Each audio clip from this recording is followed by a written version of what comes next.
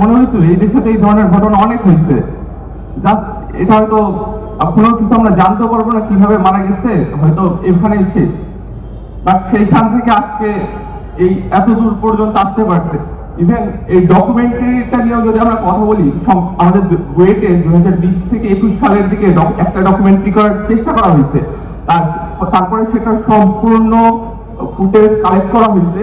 তো দেখা গেছে তারপরে হচ্ছে এই খবরটা কোনোভাবে বাইরে গেছে, ছাত্রলীগ থেকে হুমকি ধামকি দেওয়া হয়েছে, যার কাছে ফুটেজ গুলো ছিল সে বলছে আমার কাছ থেকে সব ফুটেজ ডিলিট হয়ে গেছে।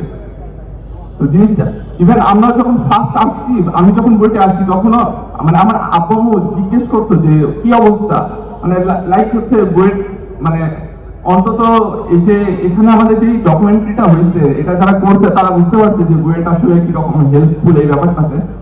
তো দেখা যায় তো যে আমাদের মানে আমি আব্বুকে কিছু বলতে পারতাম না, আমি ভাইয়াদের কাছে যাইতাম যে ভাইয়া মানে আপনারা এটা কিছু করে যান, যে যেহেতু 17 ব্যাচ ছিল লাস্ট ব্যাচ, আপনারা হয়তো এই জিনিসটা নিয়ে কিছু করতে পারবেন, বাট তারাও আসলে আলটিমেটলি কিছু করতে পারে নাই।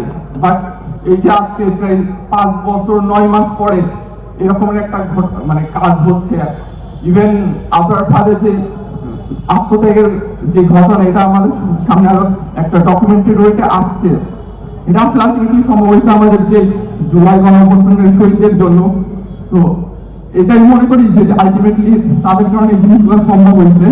বাট আলটিমেটলি আমাদের সবার চাওয়া একটাই যে এই দেশে তার কোনো আপনার ফাদেরও প্রাণ যেতে না হয়, আর না আর একটা জুলাই আসার প্রয়োজন হয়। ধন্যবাদ।